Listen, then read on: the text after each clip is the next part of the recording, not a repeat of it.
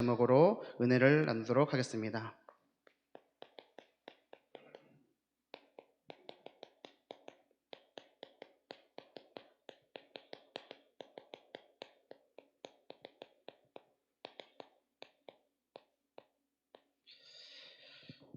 우리 강단의 말씀 속에서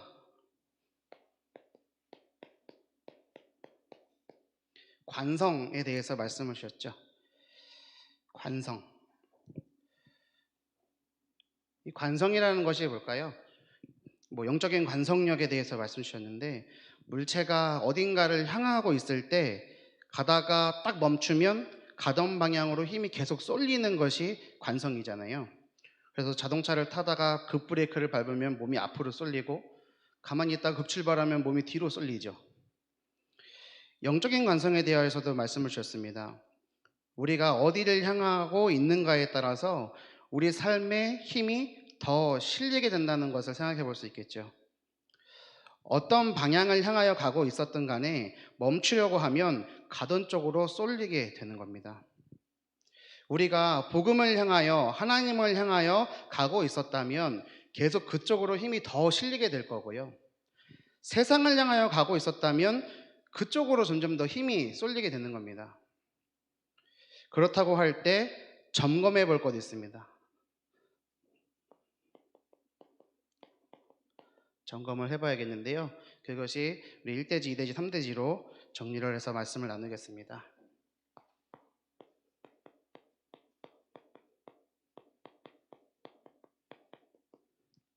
우리는 어디를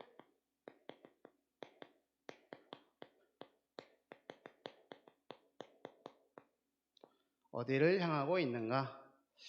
오늘 이 예배 시간에 하나님 주시는 말씀을 붙잡고 묵상하시면서 기도하시면서 내가 어디를 향하고 있는가 점검을 해보셨으면 좋겠습니다. 다른 표현으로는 우선순위라고도 할 수 있죠. 저는 우리 삶의 무게추라고 표현을 해보고 싶습니다. 우선순위나 삶에 있어서 어디에 더 무게를 두고 있느냐, 내가 교회를 향하여, 복음을 향하여 무게를 두고 있느냐, 아니면 세상 것에 더 무게를 두고 있느냐, 그 무게를 어디에 두냐에 따라서 쏠리게 되어 있거든요. 그리고 모두 결국은 어디에 이제 무게를 두느냐, 이거는 그 사람이 어떤 생각을 하고 있느냐, 이것에 좌우되는 거거든요. 이 생각이라는 것이요, 상태나 신분에 따라서 좌우된다는 것을 알고 계시나요?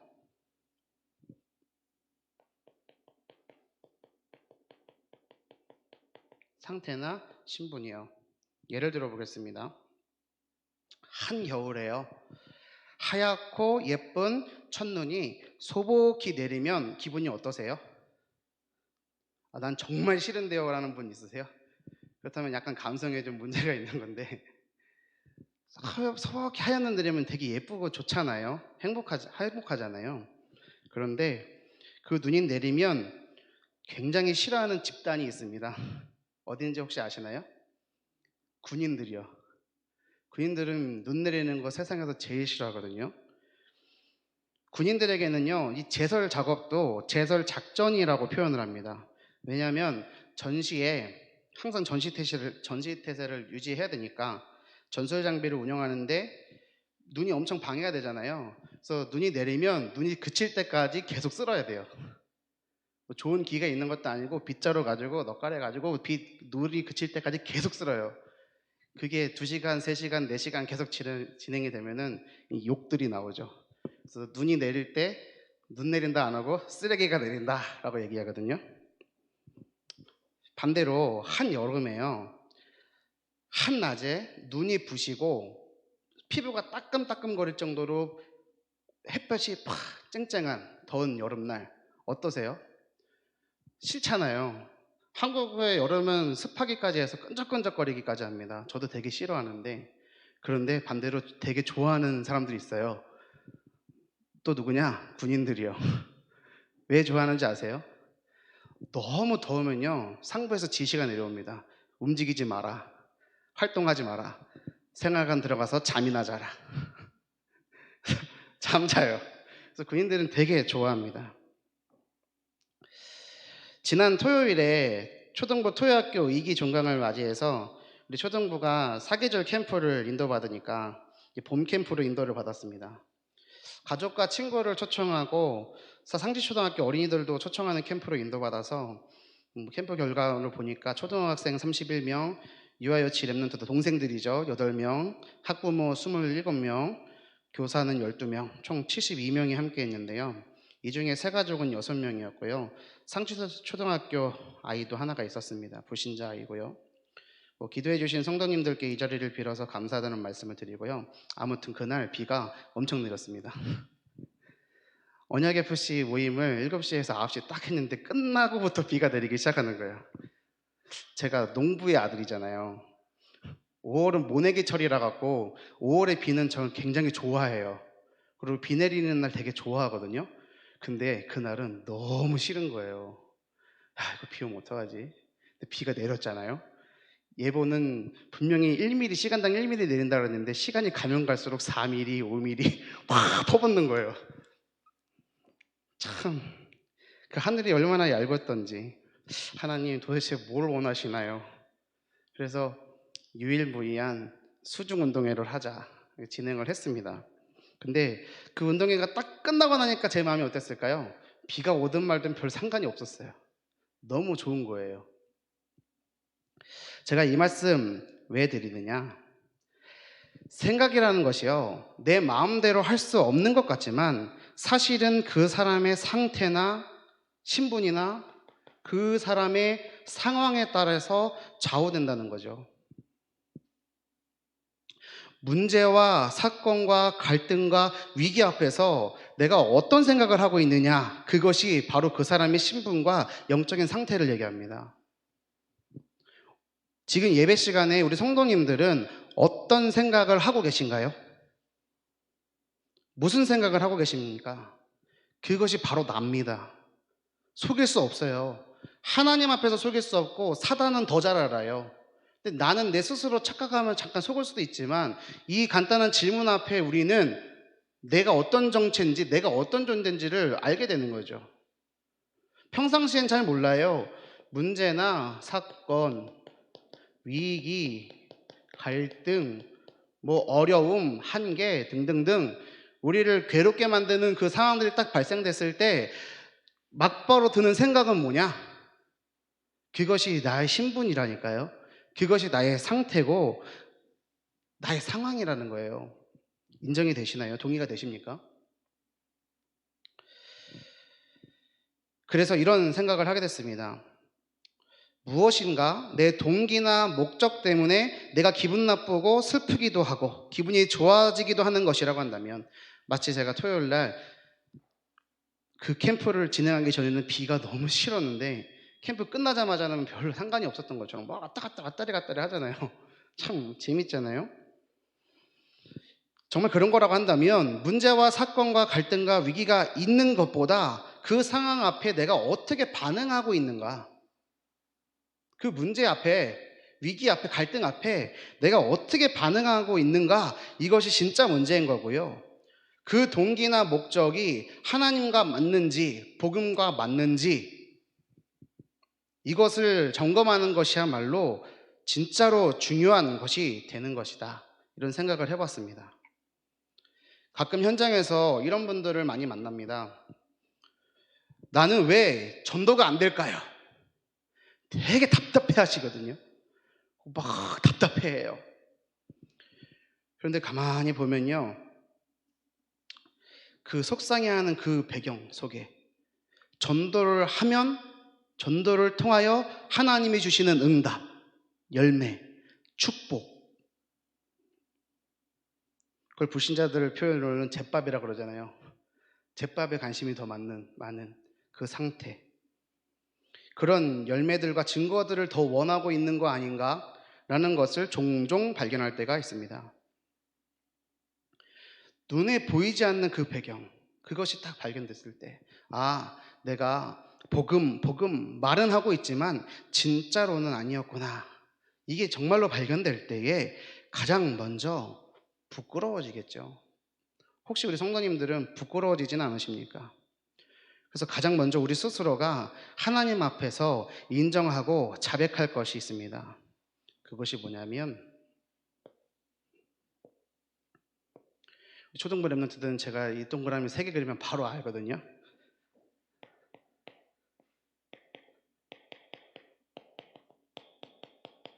나 중심, 육신 중심, 세상 중심. 나 중심으로 살고 있구나. 이게 인정돼야 되는 겁니다. 내가 육신 중심으로 살고 있구나. 그래서 이 물질에 따라 좌우됩니다. 내가 세상 중심을 향해 살고 있기 때문에 성공의 유무가 너무나 중요하게 되죠. 이렇게 살고 있다는 것을 우리가 인정을 해야 되는 겁니다. 나 중심인 사람들의 상태가 어떠냐? 마음의 보좌가 있는데 그 주인이 사단이죠. 내가 주인인 것 같지만 사실은 사단이 주인되어 있는 겁니다. 이 모든 불신자들의 상태, 창세기 3장 사건 이후로 타락한 사람들의 상태, 하나님은 떠나 있고 죄 문제와 사단의 종노릇하며 그 문제 속에 억눌려 살고 있는 모든 사람들의 상태예요. 그런데 그 예수님을 영접했다 하는데 그 예수님을 마음의 손님으로 모셔놓고 사실은 내가 주인 되어 있는 상태. 많은 종교인들의 모습이죠. 육신 따라갑니다. 물질 따라간다니까요. 어떻게 바뀌어야 됩니까? 우리 마음의 주인이 그리스도가 되어야죠. 아멘이십니까? 근데 이것이 진짜 성공이라니까요. 근데 이 성공의 원리를 우리는 자꾸만 놓쳐요. 그리고 눈에 보여지는 것 가지고 갑니다. 내 관성에 따라서 창세기 3장의 상태에 살고 있었던 창세기 6장, 11장, 나 중심, 육신 중심, 세상 중심으로 향하여 가고 있던 그 힘에 의하여 안 되는 줄 알고 이것이 잘못된 것인 줄 알지만 깨닫지만 그 힘에 쏠려서 어딜 향해 갑니까? 가던 대로 가는 거예요. 돌이키는 겁니다. 회개라는 거예요. 안 하면 되는 거예요. 근데 안 되잖아요. 안 하면 큰일 난다고 생각하잖아요. 근데 그것도 생각의 문제인 거거든요. 내 상태가 지금 안 바뀌어 있는 겁니다. 내 신분이 안 바뀌어 있는 걸 수도 있는 거예요. 뭐 안 바뀌어 있다고 그러면 안 되지만 자꾸만 그런다니까요. 그래서 일이 되면 좋고 안 되면 나쁘고 돈이 생기면 좋고 없어지면 기분 나쁘고 우리 성도님들 어떠신가요? 근데 더 큰 문제는요. 우리 삶 속에서 뿐만이 아니라요. 심지어 교회 안에서 나도 모르는 새 그러고 있다는 거죠. 집 앞에 우편함에 엊그저께 이런 전도지가 한 장 꽂혀 있었습니다. 사진 한 장 띄워주시겠어요? 이 전도지인데 이거 교회 이름 나오니까 동네에 있는 교회예요. 이 전도지에요. 이렇게 써있습니다. 비전, 인생의 승리는 예수 그리스도 안에서만 보장됩니다. 맞는 말이네. 한번 볼까? 하고 봤어요. 쭉 읽어봐 드릴게요. 꿈을 달성할 수 있습니다. 오늘날 우리가 타고 다니는 자동차를 만든 헨리 포드는 꿈이 있는 사람으로서 그 꿈을 실현시킨 것으로 더욱 유명합니다. 그의 어머니가 위급한 병에 들어 위독하였습니다. 어린 그는 말을 타고 달려가서 의사를 모시고자 했습니다. 마음은 조급하고 생각보다 말은 늦게 달려서 의사를 모시고 왔을 때 이미 그의 어머니는 죽고 말았습니다. 슬픔에 잠긴 포드는 말보다 빠른 것을 만들겠다고 다짐을 하고 연구에 연구를 거듭한 결과 오늘날과 같은 자동차를 만든 것입니다. 그리고 이제 쭉 나와요. 그는 국민학교도 못 나오고 가진 것도 풍족하지 않았지만 꿈과 신념을 가지고 연구한 결과 자동차 왕이 되었고 큰 재벌이 되었습니다. 그가 죽은 후 기념관 안에 있는 그의 사진 아래에는 여기 누워있는 자는 꿈꾸는 자라고 쓰여 있었습니다. 성공하기 위해서 꿈과 신념이 필요합니다. 역사적인 인물들을 살펴보면 하나같이 강한 신념과 미래에 대한 꿈이 확실했던 것을 보게 됩니다. 신앙심이 있는 사람, 예수님을 영접한 사람은 그 꿈을 확실하게 이룰 수 있는 조건에 다가선 분입니다. 그리고 이렇게 돼 있어요. 하이라이트 돼서 이 글을 읽고 계신 당신에게 예수님을 전해드리고 싶습니다. 경쟁이 심한 지금 남보다 더 유리한 고지에 올라서서 목적을 달성하기를 원하십니까? 예수 그리스도를 당신의 마음에 영접하시길 바랍니다. 그래 놓고서 요한일서 5장의 말씀을 더해놨죠. 이제 됐습니다. 옆에 있는 교회예요. 교회 규모가 좀 커요. 근데 뒤에 영접기도문 비슷한 게 있는데 주 예수님 나는 주님을 믿고 싶습니다 이렇게 써 있어요. 믿습니다도 아니고 얼마나 승질이 나는지. 근데 이거를 온 동네 막내 뿌려놓은 거예요. 그래갖고 창세기 3장, 6장, 11장. 근데 이런 사람들이 우리 보고 뭐라 한다니까요. 이단 엽차게 날려버려야지. 우리 성도님들은 어떠세요? 어떤 느낌 드세요? 이 전도지 내용에 동의가 되세요? 저는 우리 언약궤 성도님들은 한 번도 동의하지 않으실 거라고 믿습니다. 도대체 예수님을 어떻게 생각하고 있는 걸까? 성공하기 위해서 꿈과 신념이 필요한데 예수님을 영접하면 그 유리한 고지에 올라서서 세상 사람들을 이기고 승리할 수 있다? 맞는 듯 안 맞는 듯? 세상 기준에서의 성공, 이거 하려고 예수님을 믿으라는 건가? 헛된 꿈, 망할 꿈이죠. 복음과는 상관없는 꿈을 달성하기 위한 도구로 그런 방편으로 믿음을 선택하는 크리스천들이 많이 있겠구나. 그러니까 문제 오면 좌절하죠. 그리고 하나님 앞에 얘기합니다. 왜 망하게 하셨어요? 이거 왜 안 주시는 거예요? 근데요, 그거는요, 기도의 대상이 하나님이고 기도하는 장소가 교회일 뿐 저 절간에서 기도하는 사람과 저 천주교 성당에서 기도하는 사람들과 별반 차이가 없다는 거죠. 그것이 상태고 그것이 신분이고 그것이 그 사람의 상황인 거죠. 사단이 주인 되어 있느냐, 내가 주인 되어 있느냐, 아니면 그리스도가 주인 되어 있느냐. 오직 우리 마음속에 예수님만 주인 되셔야 한다는 것을 인정하고 입으로 시인하는 성도님들 되시길 바랍니다. 우리는 어디를 향하여 있는가? 그리스도를 향하여 가야겠죠. 그리스도가 이 땅에 오신 이유가 뭡니까? 세계복음하기 위해서요. 그리스도 세계복음화, 그것이 언약입니다. 그래서 성경도 주셨지 않습니까? 그것을 위하여 하나님은 오늘도 지구를 운행하고 계시지 않습니까? 모든 역사의 기준이 바로 그 예수님이지 않습니까? 그렇다고 한다면 오늘 우리의 생각을 멈추고 어디를 향하여 갑니까? 복음을 향하여, 그리스도를 향하여. 그 가는 시작이 뭐냐? 예수님을 나의 주인으로 모셔드리는 거예요. 인정하는 거예요. 이런 축복이 있기를 예수님의 이름으로 축원드립니다.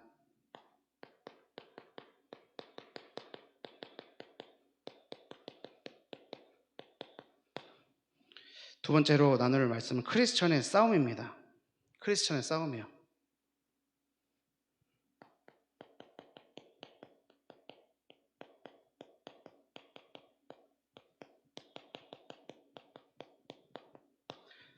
그럼 점검해 볼게. 과연 싸울 마음은 있는가 하냐는 겁니다.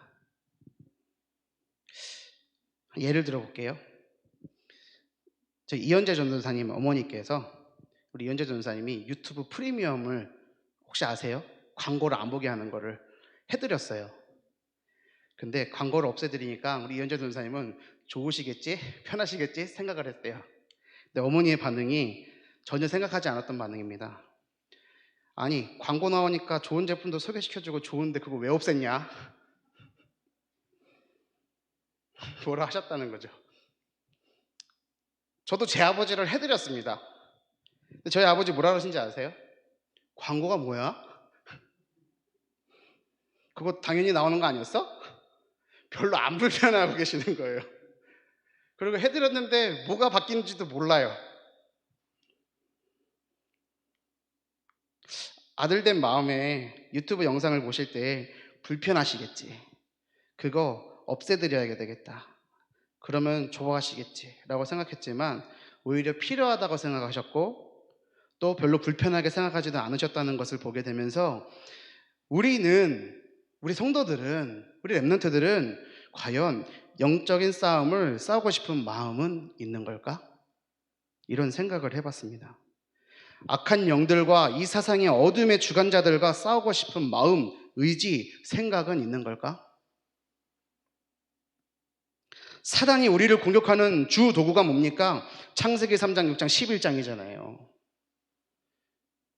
예수님이 공생의 사역을 시작하시고 금식 기도를 하시는데도 나타나서 사단은 요거 가지고 공격하잖아요. 사단은 요거밖에 할 수 있는 게 없다니까요. 근데 100이면 100 다 넘어집니다. 그리스도 아니면 이길 수가 없거든요. 나도 모르게 사단의 그 공격을 허용하고 있지는 않은가? 점검을 해보셔야 되겠습니다. 크리스천의 싸움이라니까요. 싸울 마음은 있냐고요. 이걸 보고 이제 전쟁에 있어서 사기라고 하잖아요. 그게 없으면 지는 거거든요.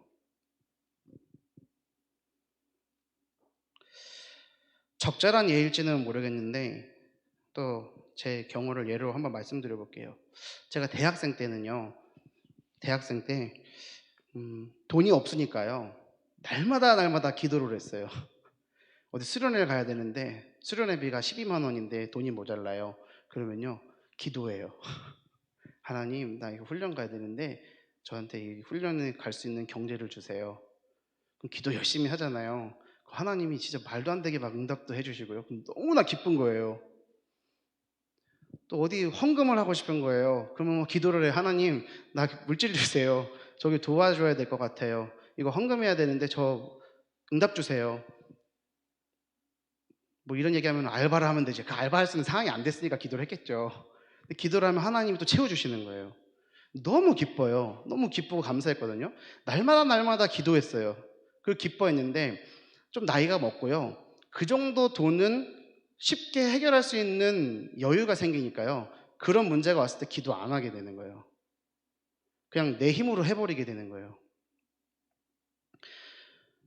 훈련받을 때도 뭔가 헌신을 할 때도 헌금을 할 때도 감사한 마음으로 하나님이 응답해 주시는 것에 감사하고 기뻐했는데 어느새 그만한 것은 가볍게 처리할 수 있게끔 되니까 하나님을 그만큼 덜 의지하게 되고 있구나를 생각한 적이 있었습니다. 나도 모르는 사이에 물질이 주인되어 있고 내 능력을 의지하는 것이 익숙하고 편해지는, 돈을 벌 능력이 생기는 만큼 하나님의 능력을 의지하는 것은 떨어지는 것을 볼 때 하나님은 과연 기뻐하고 계실까? 기쁘실까? 그러다가 내 힘으로 되다가 하다가 안 돼서 딱 제동이 걸렸을 때 하나님을 향해야 되는데 돌이키면서 하나님께 하는 말이 뭐예요? 아니 왜요? 왜요? 이러잖아요. 그게 저의 모습이었거든요. 싸울 마음은 있는가? 내 마음이 진짜 싸울 마음은 있는가?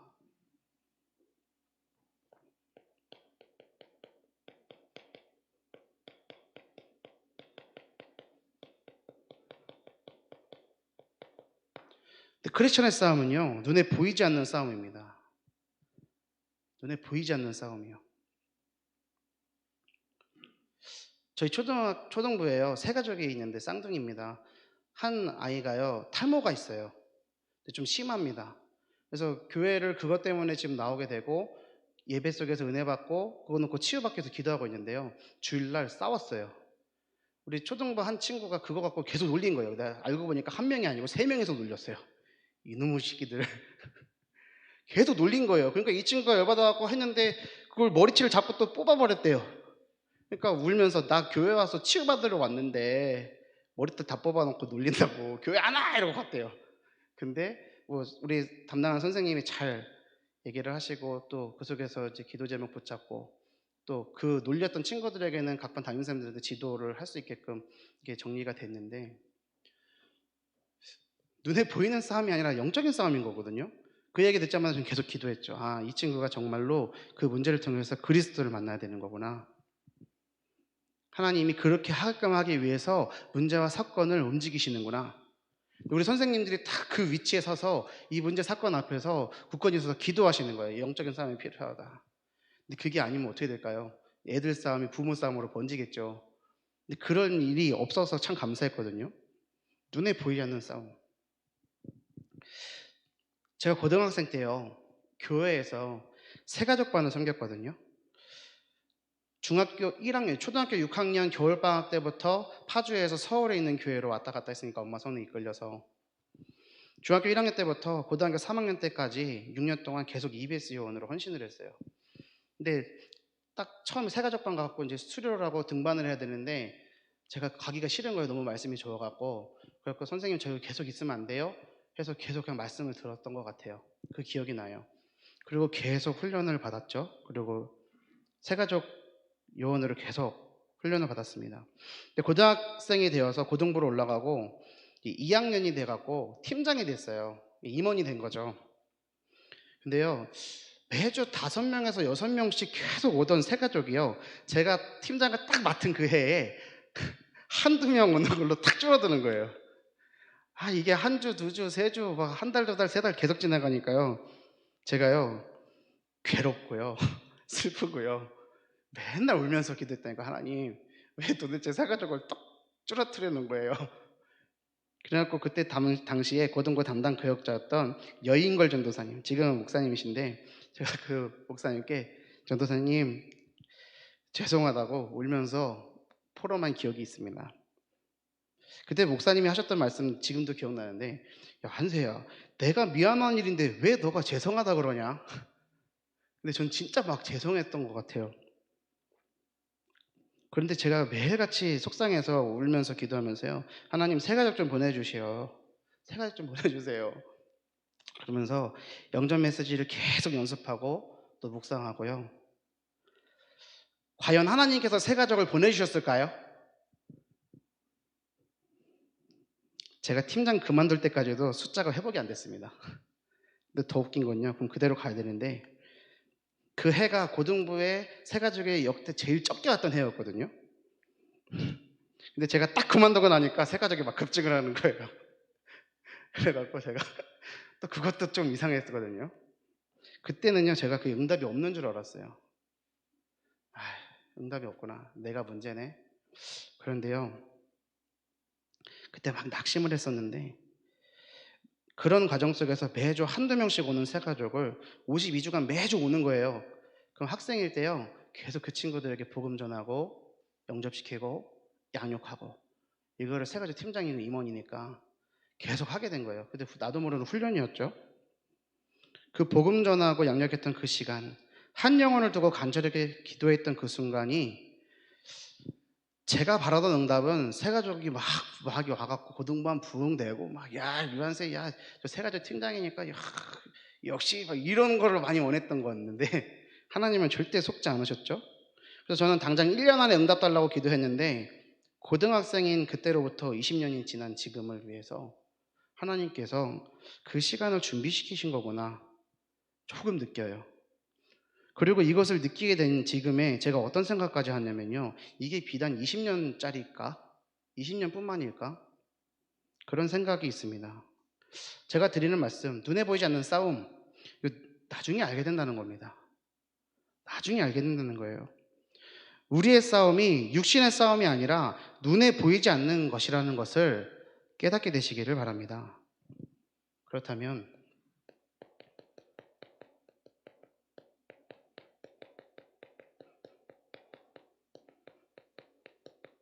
싸움의 결과입니다. 열매요. 그 열매는 어떻게 될까요? 싸우고 나면 이겨야 되잖아요. 뭐 이기고 승패가 갈립니다.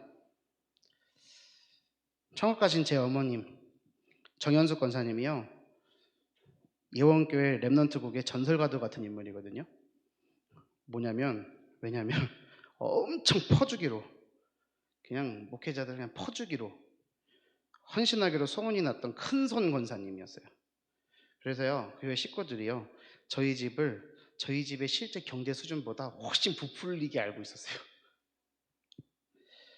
되게 큰 부자로 알고 있었거든요. 뭐 고등학교 1, 2학년 때까지는 뭐 잘 먹고 살았던 것 같아요. 근데 고등학교 3학년 돼서부터 집에 여러 가지 문제가 생겨가지고 경제적인 문제로 어려움을 당하고 있는데 그때 제 심정입니다. 왜 우리 집은 이렇게 가난하지? 왜 가난해졌지? 우리 엄마 왜 저러지? 도대체 왜 저러는 거야? 그래서 예전에도 한번 제가 말씀드렸잖아요. 목사님들 와갖고 막 김치 퍼주는데 그 김치 싫고 가는 그것도 그냥 10kg, 20kg 이렇게 막 가져가거든요. 해당이 없는 교육자분들도 와갖고 퍼가고. 근데 어머니는 좋게 좋게 주시고 가는 그 뒤통수를 보면서 욕을 하시니까 엄마 왜 욕을 해요? 그랬더니 그때 말씀드렸잖아요. 정신 똑바로 차려 이 자식아. 이게 성도야 이랬다고. 이게 성도야 이랬다고 말씀드렸잖아요. 근데 저는 그게 저의 되게 큰 깨달음이거든요. 아, 그런 거구나. 창세기 3장, 6장, 11장. 아, 제가 이거 말하려는 게 아니라 우리 엄마 왜 저러지? 그러면서 교회에 대한, 목회자에 대한 분명히 안 되는데도 막 힘을 내고 막 하시는 그 어머니 볼 때 진짜 이해가 안 돼갖고 제가 엄청 핍박을 했어요, 어머니를. 고등학교 3학년 때, 대학교 1학년 때 엄청 핍박을 했어요. 결국에 어머니 몸이 고장 나서요, 거동이 불편해지시기까지. 근데 그때는 이제 렘넌트 국에 사역을 할 수가 없고 헌신도 할 수 없으니까 어디를 가셨냐면 사랑부에 가셨어요. 발달장애인들, 자폐아들 있는 곳에 가셔서 거기서 헌신을 하시는 거예요. 근데 그때 불신자였던 저희 아버지가 이렇게까지 말씀하셨어요. 우리 어머니한테, 야, 네 몸이 그 모양인데 너가 누굴 도와준다 그래? 네부터 정신 차려. 근데 제가 그때 전도사였거든요. 근데 저는 어떻게 했을까요? 그런 엄마가 부끄러워갖고 엄마 하지 마세요, 그렇게 얘기하던 못된 아들이었어요. 못난 아들. 그런데 그 어머니의 헌신과 중심의 열매를 지금 가장 많이 받고 있는 것이 저라는 것을 깨닫게 될 때마다 얼마나 눈물이 나는지를 모르겠습니다. 싸움의 열매요. 눈에 당장은 없습니다. 안 드러나는 것 같죠? 근데 후대들이 그 응답의 열매들을 받더라고요. 그것 또한 생각합니다. 이게 과연 10년, 20년으로 끝날 걸까? 그럼 나는 오늘 나의 후대를 위해서 무엇을 심어야 될까? 이런 생각들이요. 성도 여러분, 특별히 우리 권사님들, 기도의 씨앗, 복음의 씨앗을 열심히 최선을 다해서 심으셨으면 좋겠습니다. 최선을 다해서 심으십시오. 반드시 열매를 맺습니다. 저희 어머니가 꼭 사람을 보고 인간적인 계산하에 헌신했던 것 같기도 해요. 왜냐하면 저희 어머니가 그렇게 일찍 돌아가신 거 보면 몸이 안 좋아져서 그렇게 돌아가신 거잖아요. 근데 저는 이렇게 하나님이 깨달음을 주셨어요. 마음을 주시더라고요. 하나님께서는 그렇게 받지 않으셨고 그렇게 계산하지 않으셨구나. 사역을 할 때마다 느끼고 있습니다. 렘넌트들이 저를 사랑해 줄 때마다, 우리 선생님들이, 우리 성도님들이 저를 사랑해 주실 때마다, 그리고 하나님이 저를 정말로 사랑해 주시고 은혜로 인도하고 계신다는 걸 느끼는 것이 제가 우리 언약교회에 와 있는 거, 우리 교회에 와 있는 거, 우리 김상민 담임 목사님을 만난 거, 저는 진짜 기쁘고 감사해요. 우리 교육자들을 만난 거 너무 기쁘고 감사해요. 제가 우리 초등부에서 사역을 할 수 있다는 거 진짜 감사해요. 이거 뭐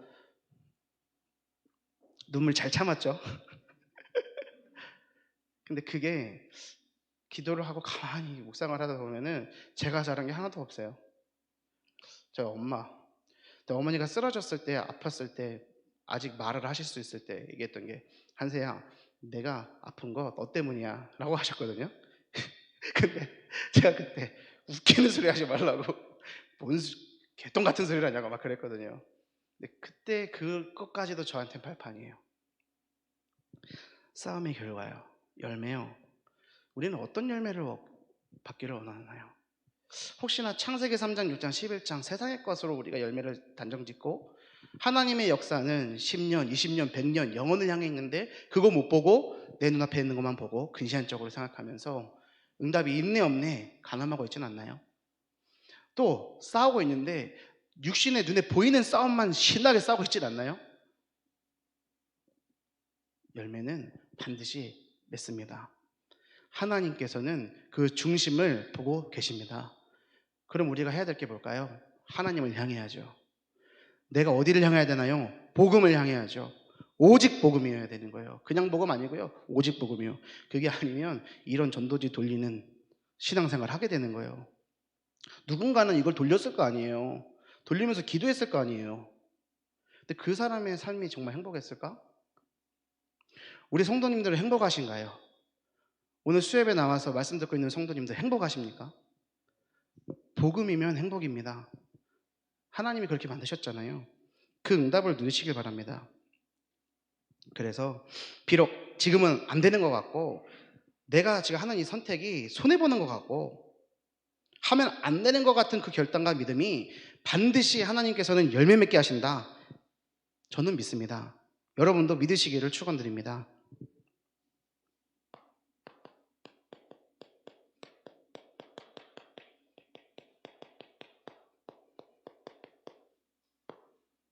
예수님께서 이미 이겨놓으셨습니다. 이기셨습니다. 우리의 싸움이요, 이겨놓고 싸우는 싸움이라니까요. 싸워서 열심히 힘을 내서 이기는 게 아니라 이미 승패는 결정되어 있는 거예요.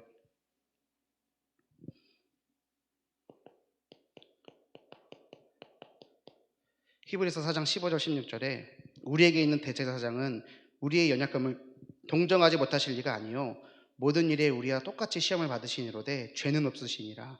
그러므로 우리는 긍휼하심을 받고 때를 따라 돕는 은혜를 얻기 위하여 은혜의 보좌 앞에 담대히 나아갈 것이니라 되어 있습니다. 예수님께서 우리와 같이 육신을 입으셨어요. 배고픔도 연약함도 다 알고 계시죠. 십자가에서 죽기까지 우리를 사랑하셨고 부활하심으로 우리 모든 것을 알고 계시잖아요. 그 예수님 앞에 우리는요, 때를 따라 돕는 은혜를 얻기 위하여 은혜의 보좌 앞에 담대히 나가야 되는 거예요. 자격이 있습니다. 자격이 있다니까요. 무슨 자격이요? 하나님이 우리를 사랑하시는 것, 그것이 자격이에요. 예수님이 그리스도로 오셨어요. 그것을 우리가 믿고 영접한 하나님의 자녀입니다. 그것이야말로 우리의 자격 중에 자격이에요. 잘생긴 것도 필요 없고요, 예쁜 것도 필요 없고요, 돈 많고 돈 없고 건강하고 건강하지 않고 아무 소용 없습니다. 무조건의 사랑이에요. 조건이 없는 사랑이라니까요.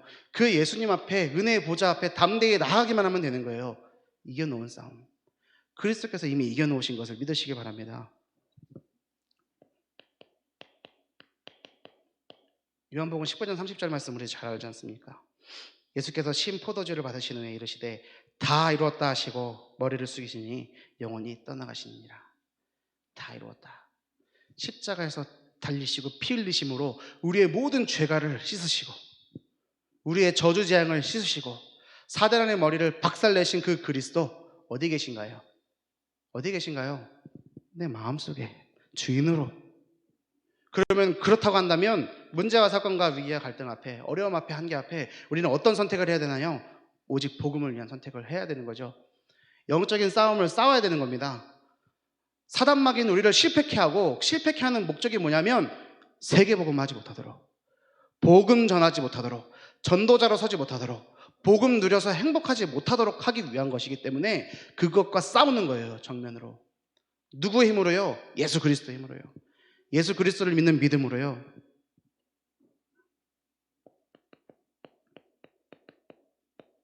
누가복음 24장 보면요, 부활하신 예수님께서 제자들에게 나타나셔서 하신 말씀이에요.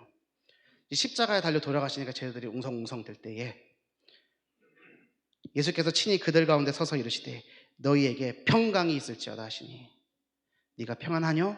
이렇게 하셨어요. 평강, 평안. 이미 이겨놓은 싸움을 싸우는 사람의 자세는 뭡니까? 평안이요, 평강이요, 감사인 줄 믿습니다. 예수님께서 이미 십자가에서 모든 것을 다 이루어 놓으셨음을 믿으시기 바랍니다. 그 예수님을 마음의 주인으로 영접한 하나님의 자녀는 그래서 이겨놓고 싸우는 싸움을 싸우면 됩니다.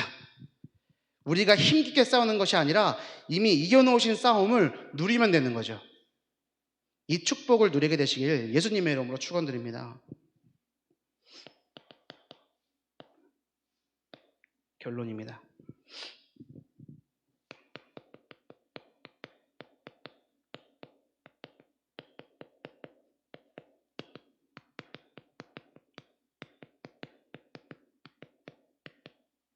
보좌의 역사와 하나님 나라의 미리여, 우리에게 주신 원단 말씀입니다. 이 말씀 성취의 흐름 속에 우리 언약교회 모든 성도님들을 하나님께서는 말씀 성취의 주역으로 세워가실 줄을 믿습니다. 기도하겠습니다. 하나님 아버지, 감사합니다. 오늘 예배를 통하여 하나님께서 은혜 주심에 감사를 드립니다. 우리의 싸움이 혈과 육의 싸움이 아니고 흑암 마귀 저주의 세력과의 영적인 싸움임을 알게 하시니 감사를 드립니다. 우리 안에 계신 그리스도께서 이미 이겨놓으심을 믿고 누리며 이제는 우리들의 삶을 통하여 빛의 망대가 세워지고 각 개인과 현장과 교회를 살리는 모든 것 살리는 응답을 누리도록 축복하여 주옵소서. 감사드리며 예수 그리스도 이름으로 기도 올리옵나이다. 아멘.